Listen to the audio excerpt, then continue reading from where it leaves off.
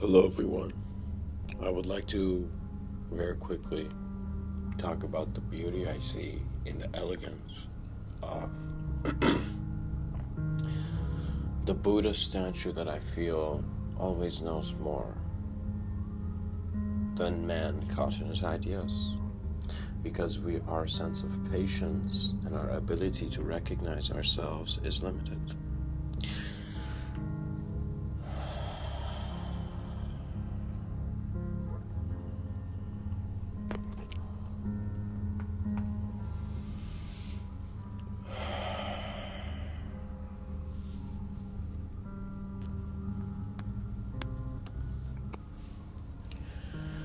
When we look at a Buddha statue that has stood in the silence and is simply present as an object, we wonder what occurs for a living object, which we have considered the human to be.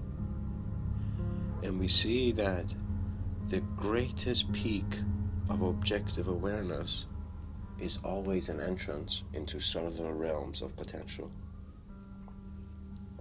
Therefore, when I see the Buddha statue with his eyes closed sitting there, I wonder of the patience of man, and if man, or even if I, can have a patience that can outlast the patience of an object that is present there without wanting to move. When we stop acting the same way, we observe new and different actions of ourselves. Wisdom becomes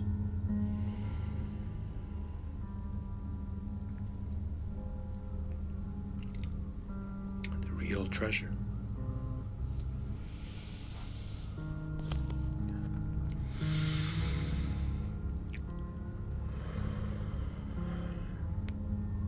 And you begin to see that what is a perfection in a changing world? Why is there virtuous action? Why is there good action? Why is there a reason to do things? And we wonder this because we see that man doesn't really know where he is, but has a great ability to make himself understand and be aware of things. When you can be aware of things, you can see that you can learn from any moment. Because any moment is relevant to your moment of awareness in which conception has been projected forward, to then be seen always emanating from your core. And this sense of core begins at first not being the center, but once you are centered, it was always centered. It was always in the center. How man aligns himself is really based on the teachings that he finds every teacher of existence teaching it. You see, when you need to go into deep contemplative modes of self-reflection, or when you meditate even, based on my experience, I have understood that you need to get comfortable with your own ideas first to even be able to sit down. Because if you're not comfortable with having a lot of ideas and being very stressed out, you will see that you will also not have the strength of someone who thought he was drowning, but then always knew how to swim. You want to see a strength that refreshes your sense of ability in yourself. Because once you begin to see that the limitations you feel that are limiting you are not so certain, but are kept with certain experiences that provide you with certain ways of approaching things, we don't want to just approach a segment of the truth. We don't want to approach just a a little part of the truth. We want to approach the whole thing. So we need to think of holistic approaches, and when we do, there are none. Because man is considered to be a separate part of the world. So anything man conceives is simply man's creation. And as human beings will go through this constant phase of doubt and certainty in what they are, they will see that they are always the continuation after. Because continuation does not promise that you won't have endings. Continuation is at times the moment where you have had all things end for you in a moment, to then see that the beginning was never from here. And what that means is that we consider ourselves with having parents, with having family, and we acknowledge this through how much we are aware of our memory and how much attention we have to our memory. But you will see that as you begin letting yourself be more naturally aligned, as you begin seeking transcendent wisdom, you will see that wisdom is always a greater involvement of yourself within yourself. In the sense that you will begin to see that people are no longer people. You begin to notice that there's their livelihood because you have paid attention to how much you are alive.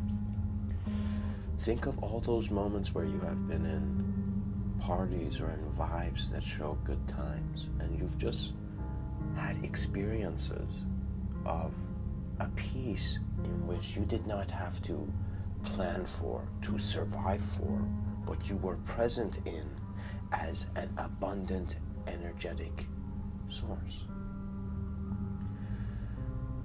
Man needs to be playful now because he has become too serious, and out of that seriousness cannot get himself out of a chain of wanting to react to where he doesn't want to be. You are constantly wanting to react to where you don't want to be, and me personally, the person you hear Mr.Within has had, wow, many of these moments where you see that everything you're knowing, you are such a vast being that you will see that in this holographic projection that is your reality, you have the ability to put your knowing into another form. What that means is that if I ask you where your house is, you will say, I know where it is. You just have the picture of it. You know where your room is. You know what your bed looks like or whatnot. But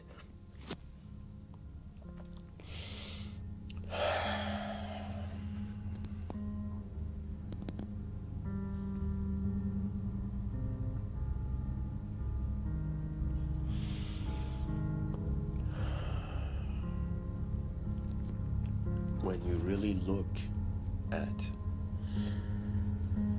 where values really come from, you will not be able to ignore parts of yourself that went through certain experiences. You see, there are some people who seek for new shapes for their truth because they've been existentially touched. What that means is that when you go through an experience where you innately, just something has happened, I don't know what the experience could be, but you innately know something that it doesn't even need to be rationalized. You just know it. And this knowing is not really for anyone else, it's really for you. In other words, me telling other people about how you know your house is not relevant to others.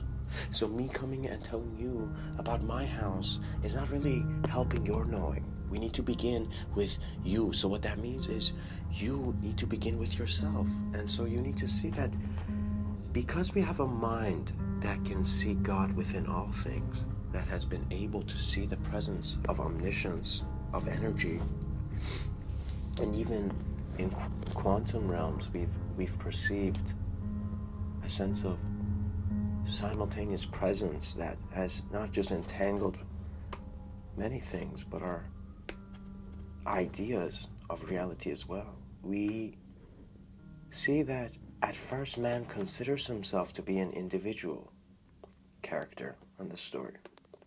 But as he sees that his characteristics are simply kept there based on his awareness to the environment, to the setting of the story, the setting suggests the mindset in which the character finds himself in at first.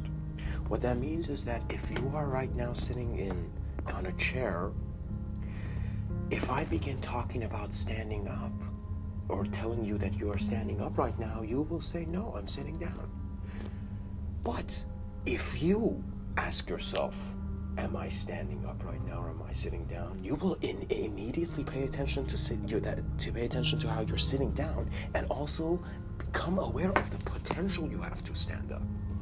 So at times, if your power, which originates within you, is put in another form outside of you, life will constantly merge the eyes that you find are separate from yours with yours.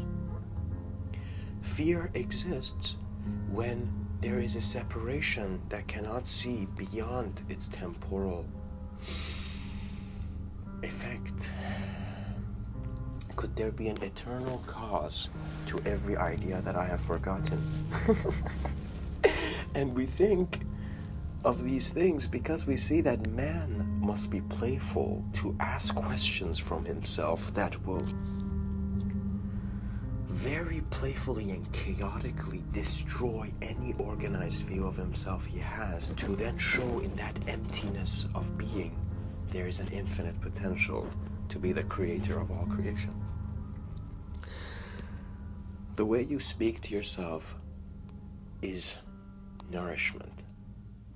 In other words, if you speak to yourself just like how many people nowadays are speaking to themselves, you will see that you will not be rude just to others, but you will be rude to yourself because you feel there's something that either owes you or you owe it. And regardless, there is a sense of ignorance found in which we are trying to be blissful by not confronting different intensities of life.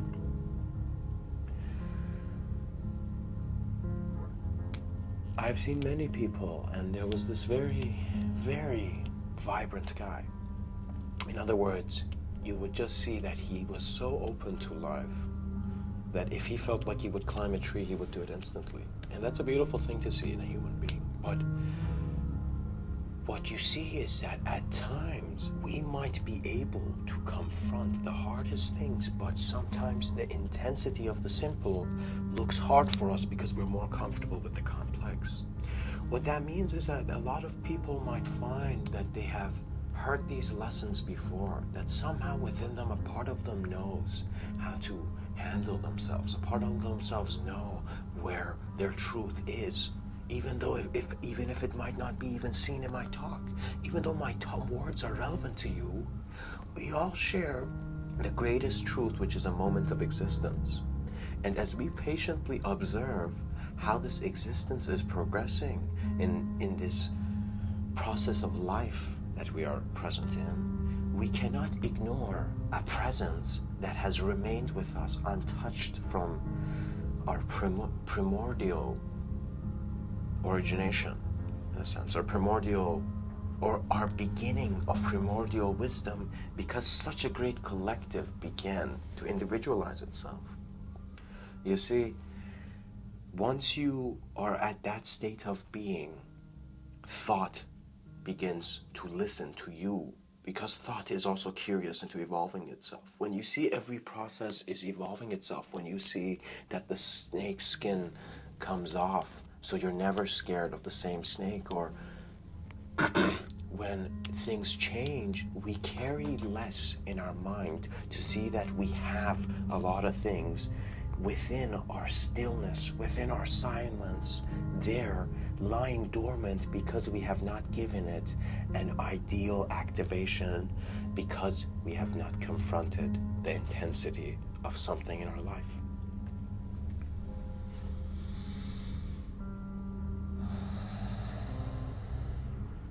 When I looked at the nature of distraction, I realized that nothing has ever distracted me.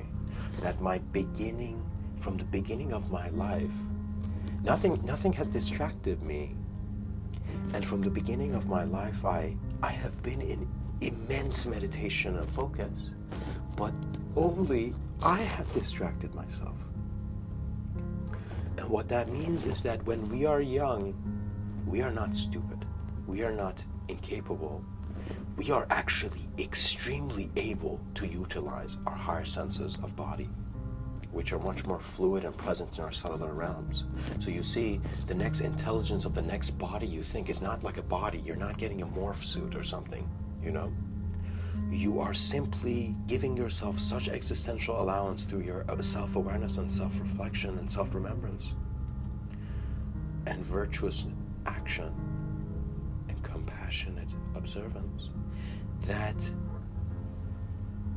how the change of enlightenment comes through you is always through eyes that you are never looking through, but are seeing everything.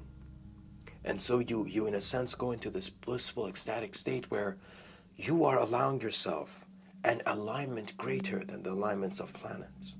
You are aligning moments in your awareness to be present through one moment. And so we see how the flower of life very playfully captures itself in the most simple circle. And so what many teachings show, when the minds of man has opened to how as above is very similar to so below.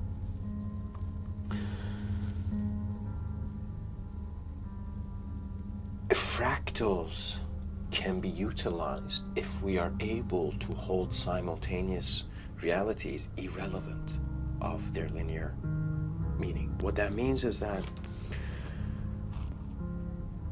these are very personal ideas of mine and very deep ideas that have just come to me out of an emptiness that conceived itself in that way.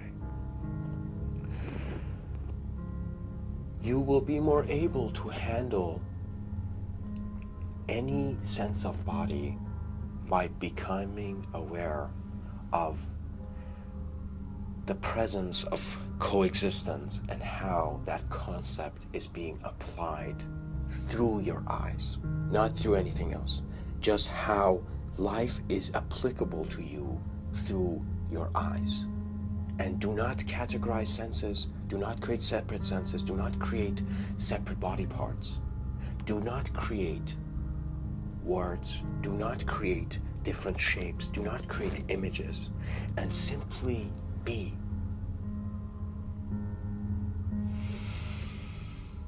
And in this being, you will find not an emptiness that needs to be empty, but that your spotlight of attention, which has the awareness of its existence now, can beautifully align out of its infinite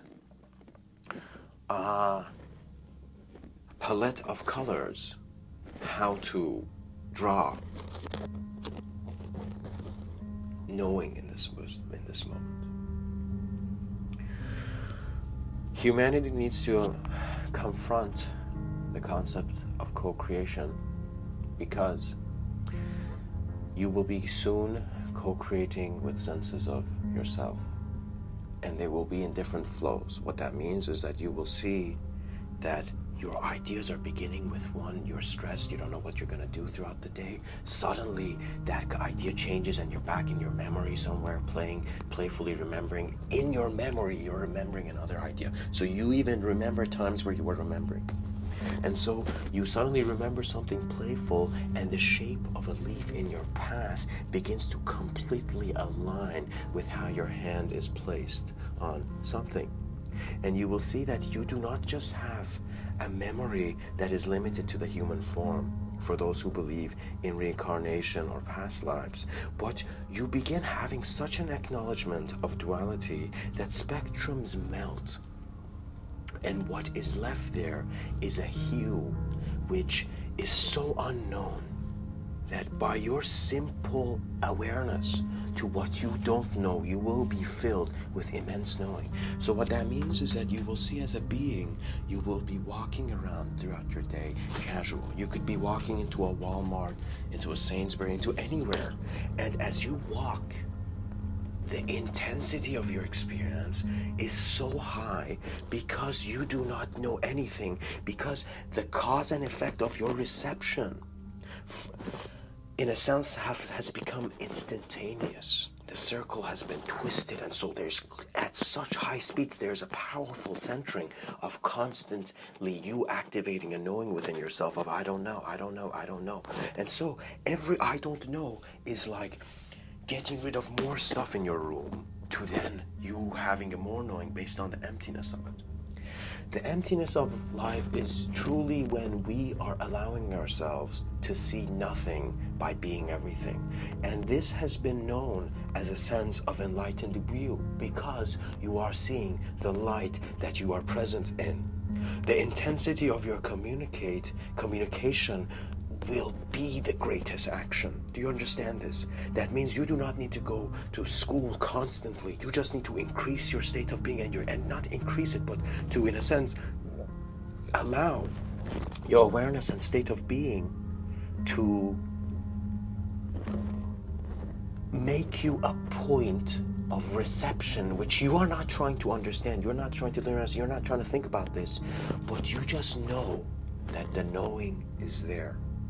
When you have an existential sense of being here and being in many spaces and times of conception, as clear as how you know where your house is, only an ignorant man will call his imagination and not try to see the beauty in unexplored lands. Because if I was one man in a society, and if I saw that everybody in that society was constantly putting their attention to just improve the society, we would be forgetting of the greatest improvement, to bring more problems to us, to ourselves, because those problems are coming from new lands of exploration. When you see the problems in your life intensifying and your ability to handle them increasing, is because you are constantly entering the novelty of the moment, a new sense of being. And so in your subtler mind, it's as if it's weaved. It's as if many thoughts, many ideas, many emotions are weaved together. And at first you think they're ridiculously weaved. You think they have no design.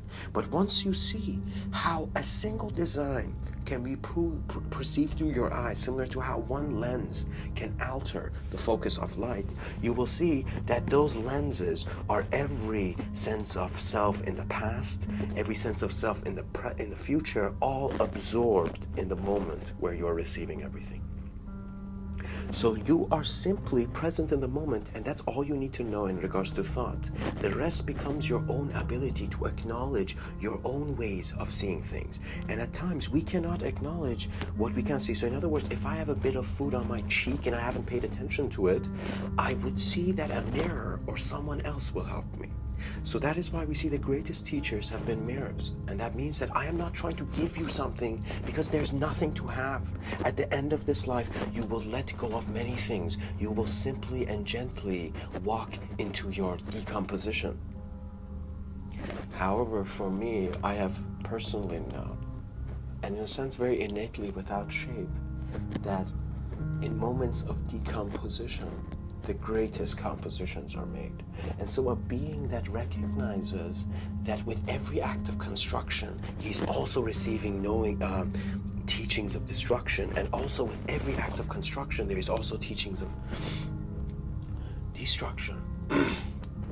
And similarly, just the play between these polarities, we see we have to be playful to explore. Because if you are not, you will be lost in the comfort of the zone which you have called the reality or your life. If you believe this is your life, and you feel right now with the age that you are, with the shape that you are, that you know exactly everything, that is good.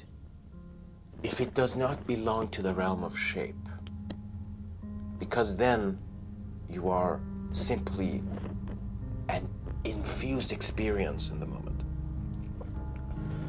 But if it has shape, if you are relating to yourself and you feel there's no other way to relate to yourself other than shape, there will be no problem. The moment, if you are meant to be in that energetic state, you will be in it, you know? In other words, when we write programs here, we intend to be such accurate creators that the program works properly. So in other words, when we look at how our lives are programmed, we see that when we intend to do something, just our essence, who we are as the human being, when we want to do something, we want to go to the end. We want to climb to the peak. We want to go where people haven't gone. And so this intention, this feeling, this activation in us to go and do these things is actually a meaningless, holistic moment of expression in which all form confronts itself in a formless space. And time is simply an inferior tool. Time and space are not... It might come across a bit odd the way I would say this, but it is only to make things even. The intricacy of how we search for truth is the beauty that the journey always changes the person who is becoming aware of what they were not before in regards to seeing more out of their truth. You will see that experience is a state of being in which a being receives many blessings. And so if you are aware of your experience and you also are aware that you have a conscious mind that could, in a sense, take you to states of being where there is no difference between the conscious and unconscious and your full expression, that means that when people look in your eyes, they cannot see anything other than everything. There are some people who you will look at because you are seeing the emptiness in it. There is a very beautiful thing because I see language, and many people, including even myself at times, have found it to be burdensome when trying to explain things of a formless nature, you know. For example, the transcendental wisdoms or perfections that Buddhism speaks about, their true absorption is never focused on a temporal result. So mystics began realizing that where does the nature of the temporal universe begin? And in that longing to know, you will realize that you were always the knowing. What that means is that before you do that backflip, there is no such thing as a backflip. Then you see someone do it and you're like, wow, my back can flip. And then you still see you still haven't done it, but you know it can be done. And it's as if your truth feels warmer to you because there is a more unknown element that is giving you more of a potential for it to be possible. Certainty creates impossibility. Uncertainty is always the entrance of things that become possible.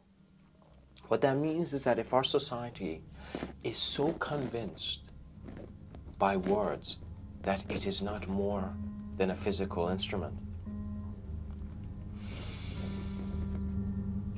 there are no words that can be said but a silence that hopefully will be observed to such an extent, to such a depth, where you will see there was a reason you are hidden to yourself. Because the moment you are revealed, you will not just know this moment, you will have a clarity in regards to any moment of your conception where as if the same electron in quantum physics was present in many places. So you will realize the ability of every symbol and imagery you see in this moment to suddenly become refabricated and present playfully in other moments. So what that means is that when I learned to do a pull-up comfortably, I noticed that I could have always pulled myself up in all those edges where I thought I was falling. Because once you know you have the ability, doubt cannot be present. You just know it. But if you believe something without really knowing it and without having truly being dissolved into it through direct experience, then you will feel like you're insane. A part of you will tell you, do not leave. But a part of you will be like you were never here.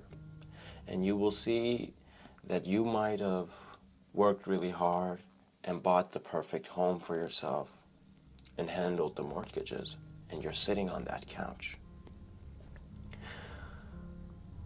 But when the time comes,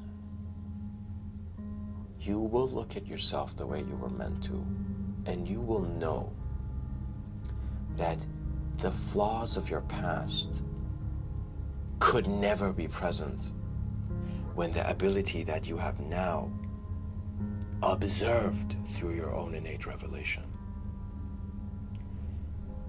is untouchable.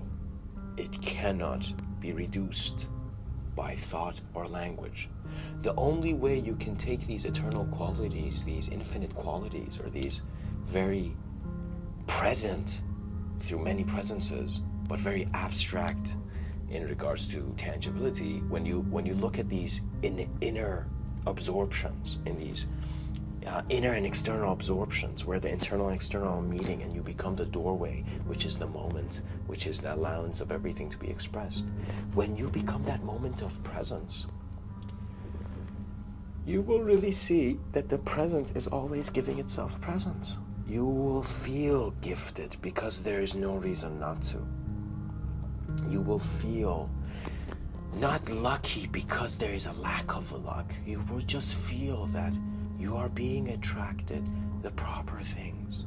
You will just be more comfortable because before you have stepped in that room, you will know that the dream you had already shown you the steps you need to take. I once had a dream where in the dream there was a random scene, there was a random image.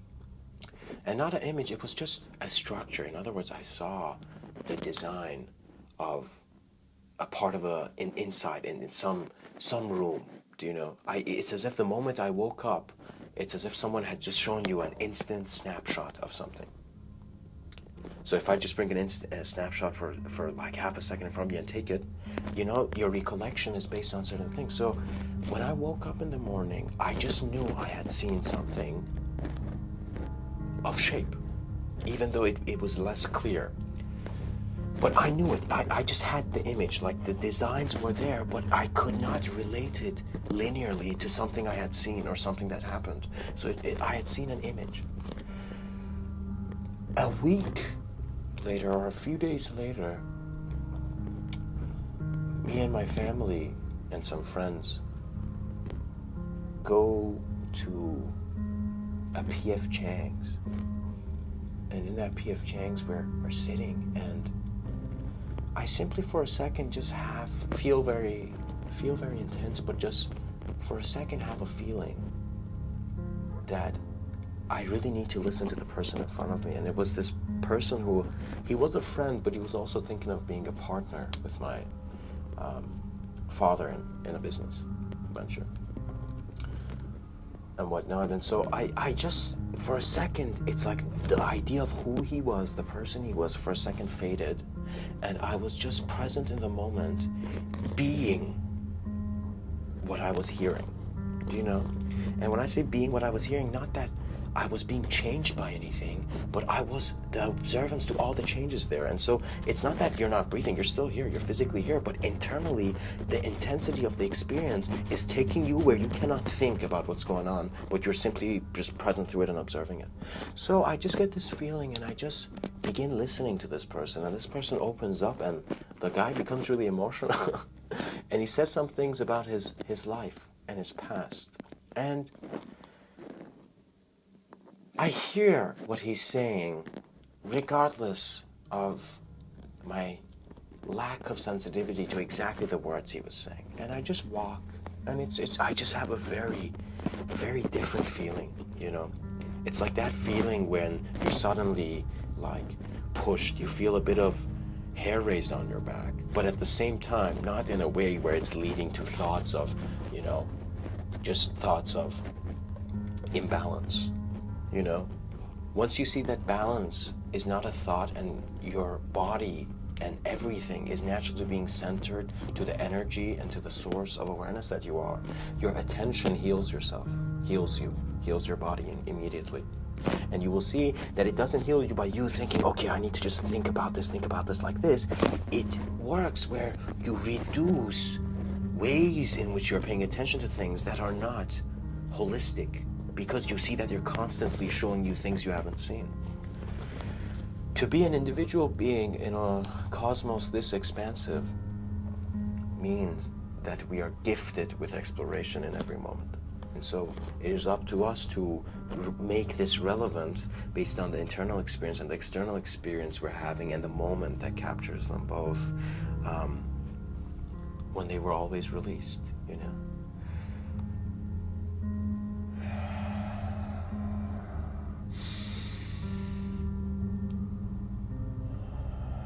And I'm going to, guys, to finish the story in a way where I can say that, guys, in that PF Chang, I listen to that guy, and I just walk, and I just go to the bathroom to just wash my face.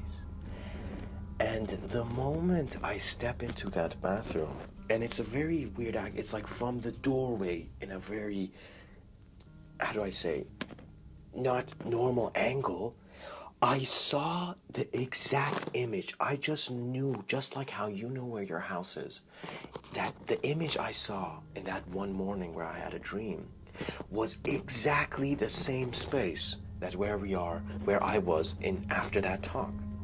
So I noticed that we are not conscious of other senses of self that are conscious, irrelevant to where we are now.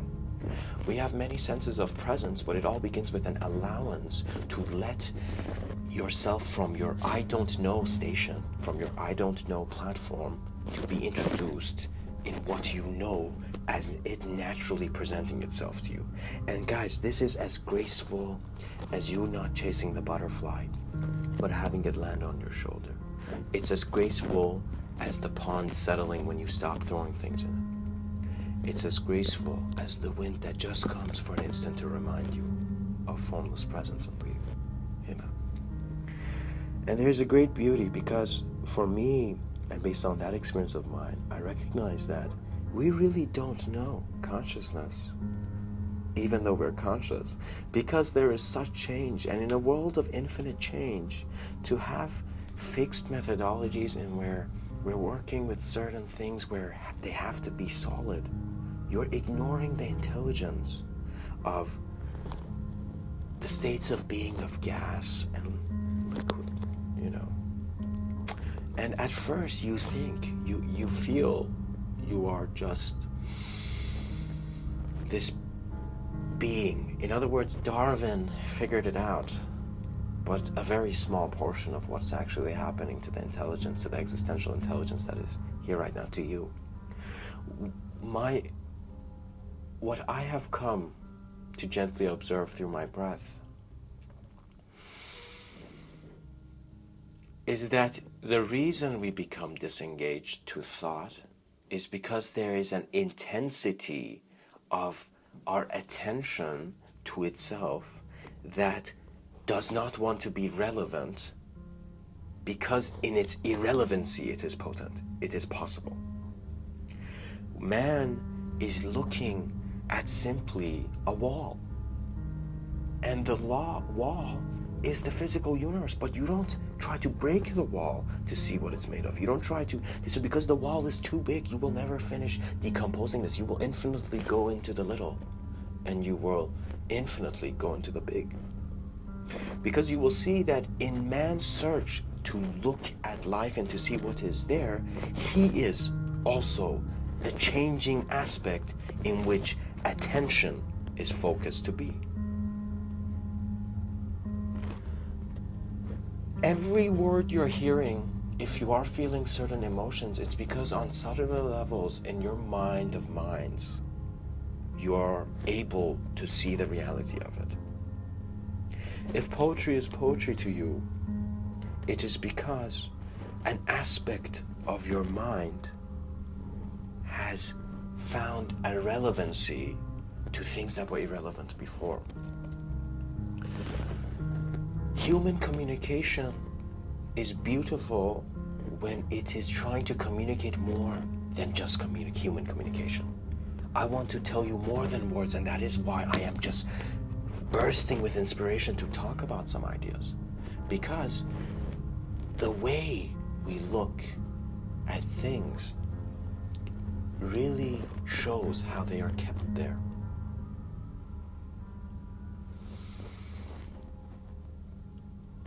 Your truths are profound because they will dissolve you. They will dissolve your ego into that energetic state of being that is who you really are when you recognize that all you have been doing is self-communication.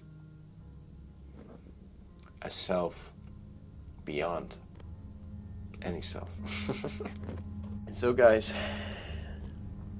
maybe really see that it is up to us to increase our existential responsibility and to see that if we feel incapable, it is because we are not seeing the eternity that will go through the experiences we, in a sense, cover with fear. You pass through many things. When you were a baby, you cried. Are you crying like that? No. But again, you're constantly going into modalities where you need to be observant of self. You need to be mindful. You don't need to shut the door hard because it could get locked and you'd be like, oh, I gotta go find keys now. You want to be very delicate in how you are at first touching yourself, touching your face, your image, your identity, by not trying to change it. When you try to change it, you confuse two different abstract positions into trying to materialize into the same position. It's as if me trying to tell two people to enter the same door, and it won't be comfortable. So you need to be able to be very mindful and gentle in how you are aware of your own thoughts. Are you the awareness of your awareness that cannot be named, or are you simply the names that could never be changed? You choose the choice that is defining you. And so when definitions are ready to step aside, greater guests await. You will see that you feel the concept of visiting you is like your friend coming to you and talking to you. Once you become subtler to your sensitivity of how you're receiving life, space and time play with you as much as any friend did in the playground.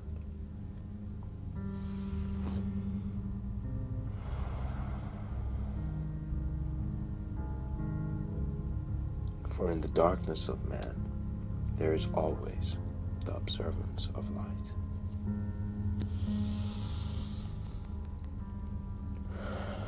Much blessings and namaste.